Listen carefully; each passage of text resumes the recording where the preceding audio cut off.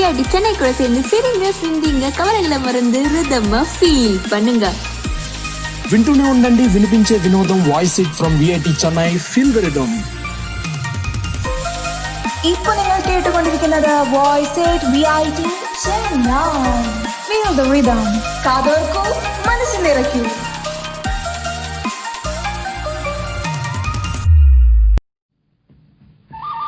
Mighty fine evening, y'all.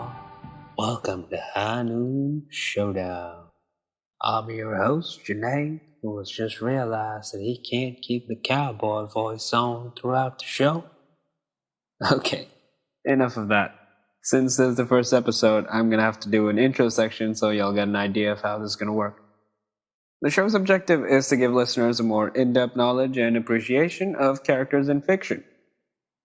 Every episode, I'll pick two characters to face off against each other in a duel, either from my own idea bank or from you guys' suggestions based on how interesting things seem. If you guys are wondering about the cowboy stuff, that's because of the showdowns portrayed in spaghetti westerns where two lone gunslingers would face off at high noon in a gun duel to determine who was the better fighter. Whether this actually happened in the Old West is something you might want to ask another RJ. Either Bhargavi from Horrible Histories or Meghna from Bursting the Mythical Bubble would do just fine. Now, without further ado, let's get to meeting our characters. In the red corner, standing at 6'1" with the most iconic beard in fiction, Marvel's Golden Avenger, Robert Downey. Tony Stark! His opponent is no less iconic. In the black corner. Black corner? Polly, what the hell is this? It's the blue corner. The guy came in earlier and went, "Does he come in black?" And you said yes? Wait, he was very persuasive. Okay, just roll with it. In the black corner, DC's poster boy, the Dark Knight of Gotham himself, Bruce Wayne! Now that we've met the characters, I've got a little more explaining to do. So here's how things are going to work around here. First, I'm going to pick specific versions of characters because some have many different iterations over the years. Take Batman here, for example. Purely in film, there's about 8 or 9 different variations. I don't want any of that crap either where you just roll all those different versions into a single composite that has all their abilities and skills, because that's just absurd.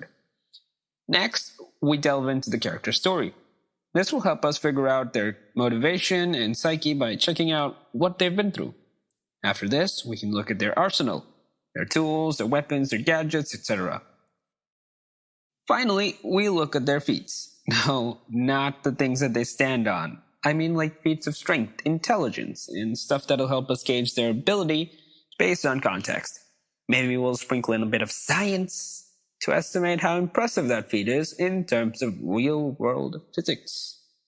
Once we've analyzed the characters like this, I'll give my opinion on who'd win in a fight and why they'd win based on various factors that we just discussed. Okay, that's the tutorial section. Let's get into the action. First up, the Batman.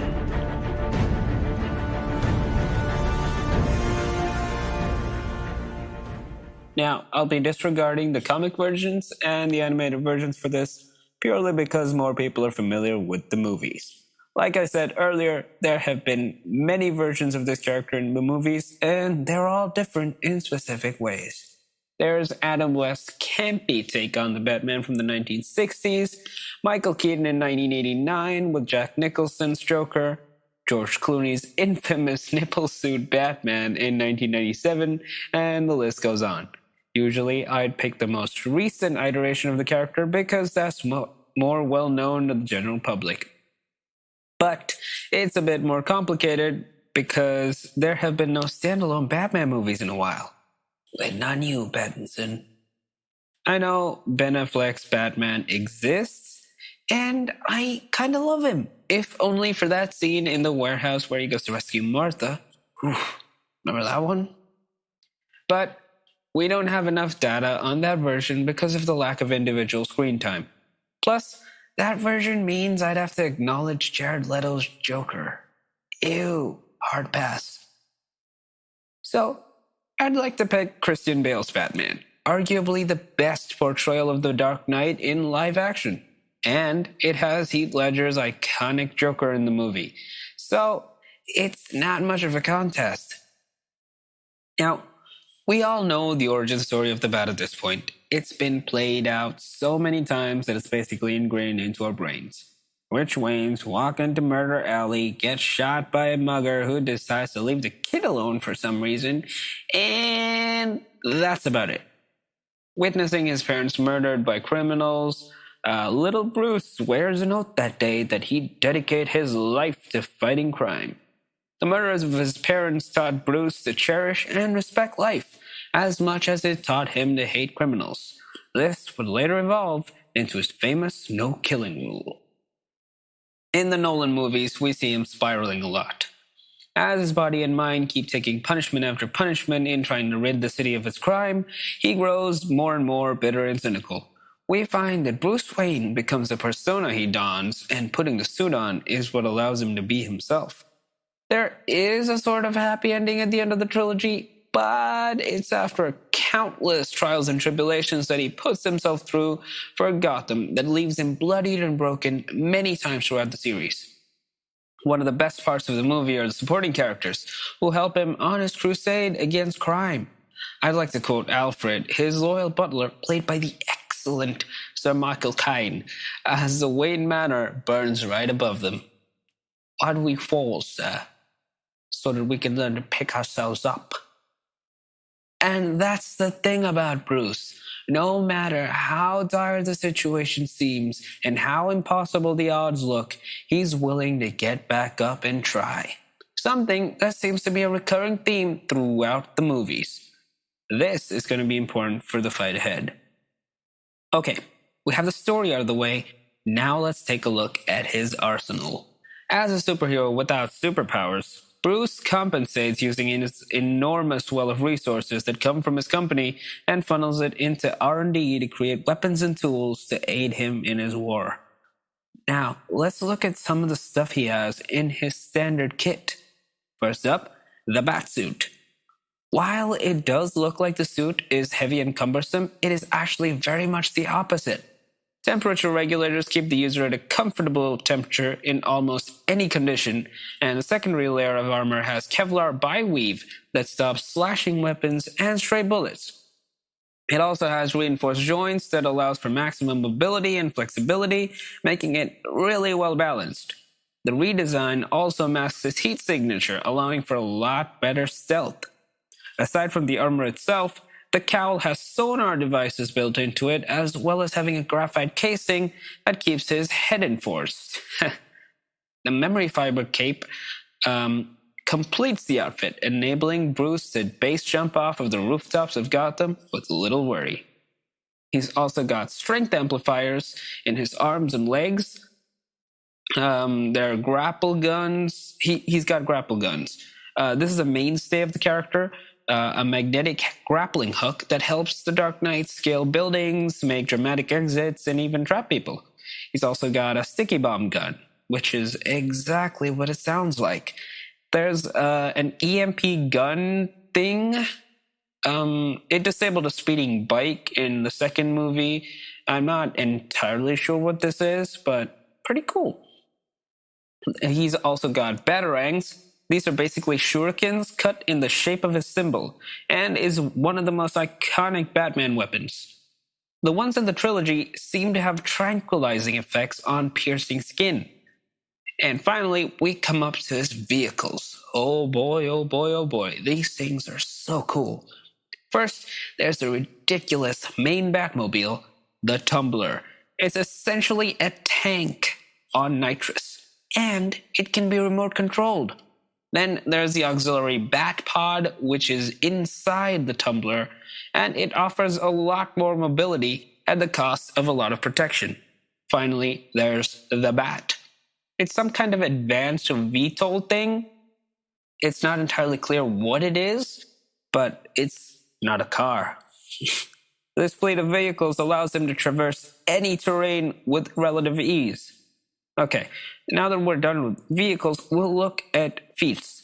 So there are going to be mini feats for every character, but let's just look at the most pertinent ones. First up, speed feats. In his first appearance as Batman, we see him take out 12 thugs in the span of 21 seconds. The goons are barely able to react before they're all on the ground. That's blisteringly fast. And this is despite wearing the heavy armor. Bruce later comments that the armor was restricting his mobility. The later iterations of the suit removed limitations to his shoulder pads that made him even faster. Okay, we can make an argument that these are just street thugs and it wouldn't be hard for someone as trained as Batman to take them out so fast. But in the same movie, he faced off against 4 League of Shadows ninjas. Bruce splits them up and takes them down in under a minute. They're trained ninjas. You can't make excuses anymore. From these feats, we can conclude that he has almost superhuman reaction timing and speed. Now, let's look at the endurance section. There are no shortage of these because he keeps getting beaten down to the ground many times throughout the series of movies. Okay, first up, the first endurance feat. Remember that time the Joker threw Rachel off a building and Batman dove after her? Yeah, the guy landed on a car on his back. The very fact that he didn't die from jumping off a skyscraper and falling onto a car is already impressive, but this man just grunted in slight discomfort afterwards. In his rematch against Bane, Batman managed to take several full-force blows and stand his ground. Okay, you might ask why this is impressive? Well, it's because Bane can casually smash through pillars with his bare hands. Another endurance feat is more of a healing feat. He had his spine shattered by Bane, and he healed in a matter of weeks while in a cave with no medical assistance whatsoever. This is borderline miraculous. So from these, we can see that he's really good at sponging blows and recovering from injuries that should otherwise have ended him. Now, finally, we get on to the strength feats. Using his augmented strength modifiers that we talked about, he is capable of bending barrels of gun barrels, and breaking bricks with his foot. He even one-shots a thug by just punching him in the face. Remember that scene in Wayne Manor when the logs fall on him, and Alfred's like, "What's the point of all these push-ups if you can't lift a bloody log?" Well, he does lift it, and the logs were previously said to be weighing a few hundred pounds, so he's effectively bench pressing hundreds of pounds when he lifts that thing off of him. From these, we can see that he doesn't have superhuman strength, but with the aid of his mechanical augmentations, his array of gadgets, his vehicles, and his prodigious mind and skill, Batman is an exceptionally formidable opponent. Now, let's take a look at the Iron Man. To keep things fair, I'm picking the Iron Man 2 version of Tony Stark for this battle. Anything beyond that is unfair, considering he goes toe-to-toe with Thor in the first Avengers movie, and the most recent iteration had him drawing blood from Thanos.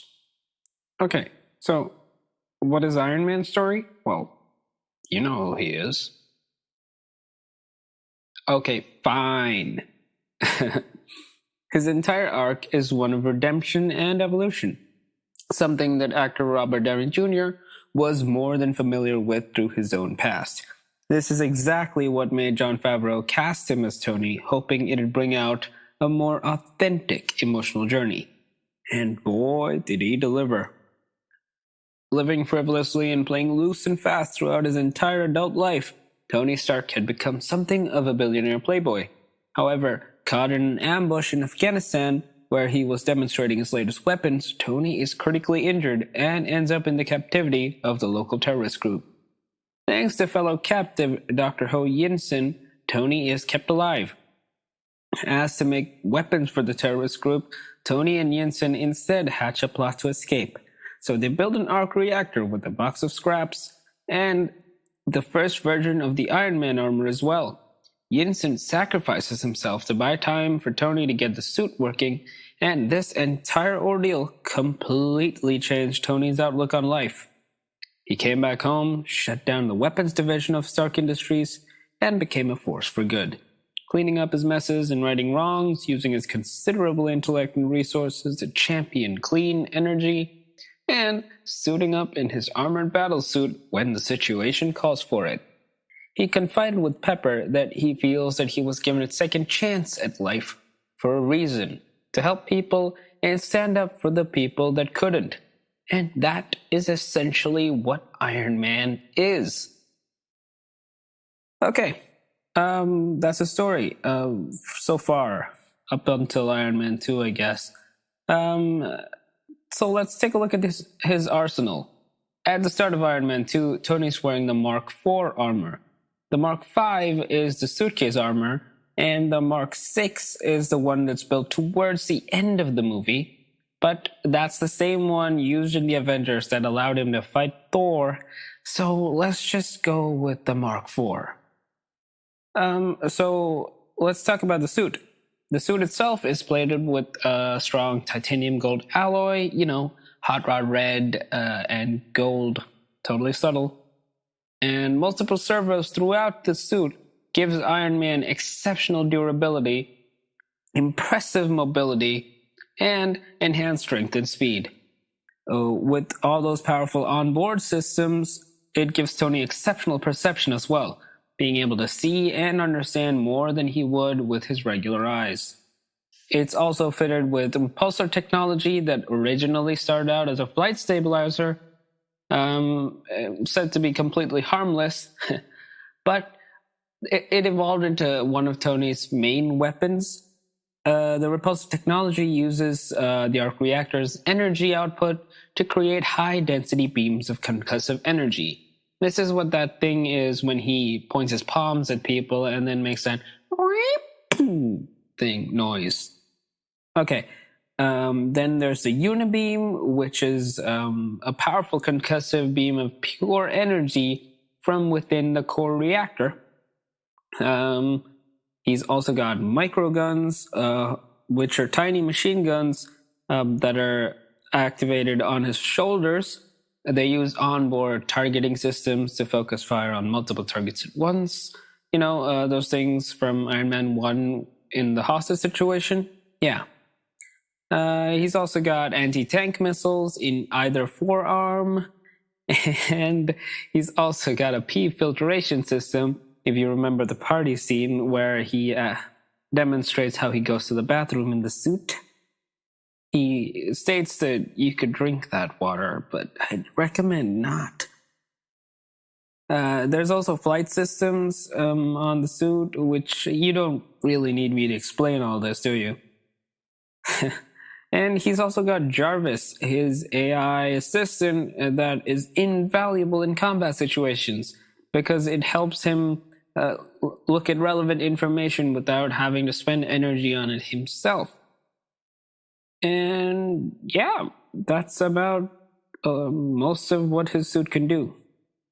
So now let's look at his feats. There's speed feats. In Iron Man 1, he was capable of keeping up with fighter jets, which means that the suit is capable of subsonic to supersonic flight speeds. Tony Stark, not the suit. Tony Stark himself is capable of driving an F1 car without crashing. That requires peak human reaction timing.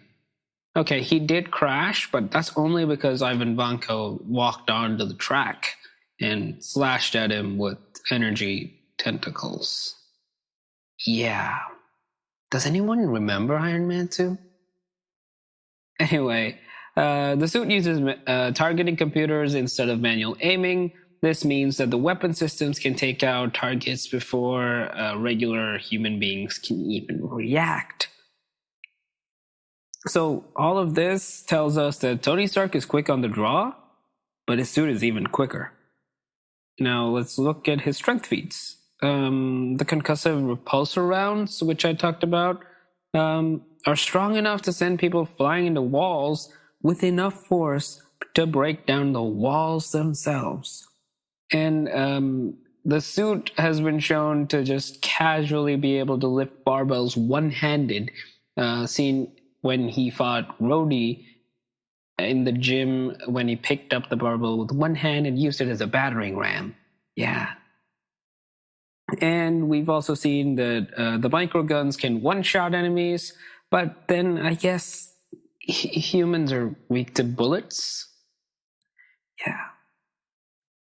And we've seen what the anti-tank missile does to tanks. Its job. Yeah. So the suit grants him superhuman strength up close and lethal damaging abilities from range as well. Finally, let's take a look at his durability feats. The suit routinely smashes through walls and buildings with next to no effects on it at all.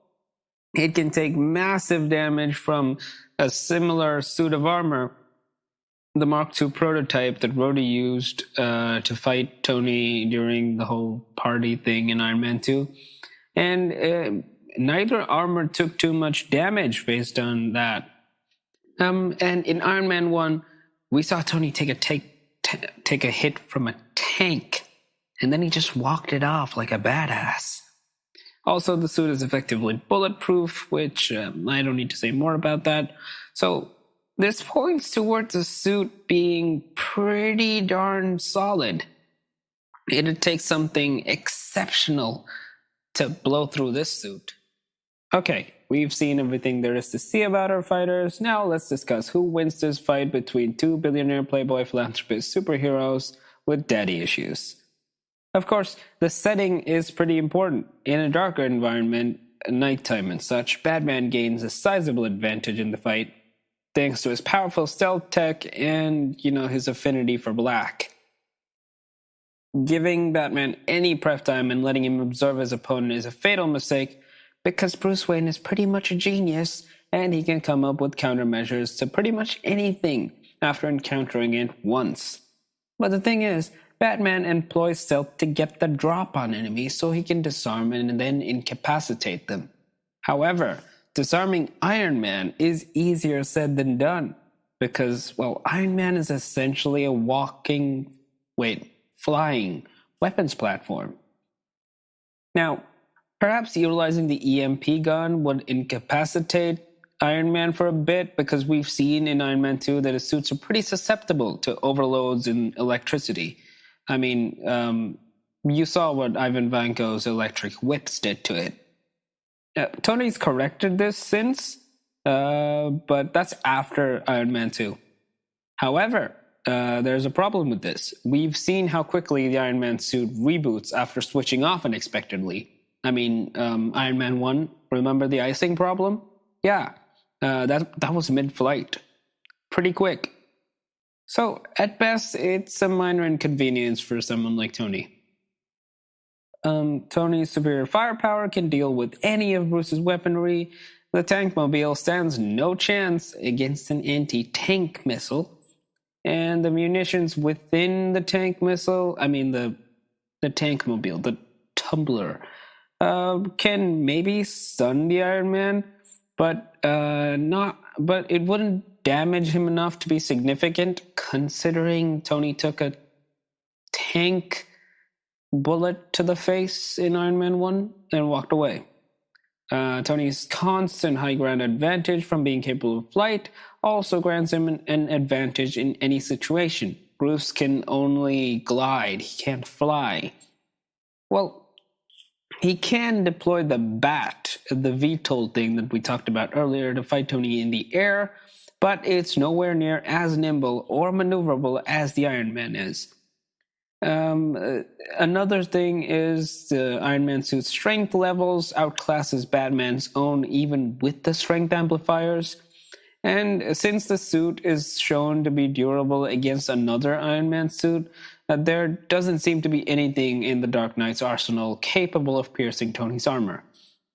If we were to make this fight a little more fair, I guess picking the suitcase armor could give Batman a better fight, because the suitcase armor is a lot less functional than the Mark IV itself, because it's a portable suit with very limited functions, just the repulsors, and I guess that's it. He's just got repulsors on that suit. It's a limited suit, but even then, it doesn't look like there's anything he can do to take the Iron Man down. But besides all of this, there is an even bigger fundamental issue. Bruce Wayne refuses to kill, but Tony Stark has no problem doing so if the situation calls for it. And considering this is Iron Man 2 Tony Stark, who is currently an alcoholic and thinking that his life is going to end, is pretty self-destructive, he's not going to hold back. In a straight fight, there's nothing in Batman's established arsenal or skill set that could take on the Iron Man. And a lot of things in Iron Man's arsenal is more than capable of wiping out the Bat. So that's my thoughts on it. If you guys have differing opinions or would like to point out something I missed, do comment below. Oh, and if you have ideas for characters I should do for later episode, please let me know. This is RJ Junaid, and this has been Noon Showdown. See you next time. Roll the outro. Do I have an outro, guys? Can I have one?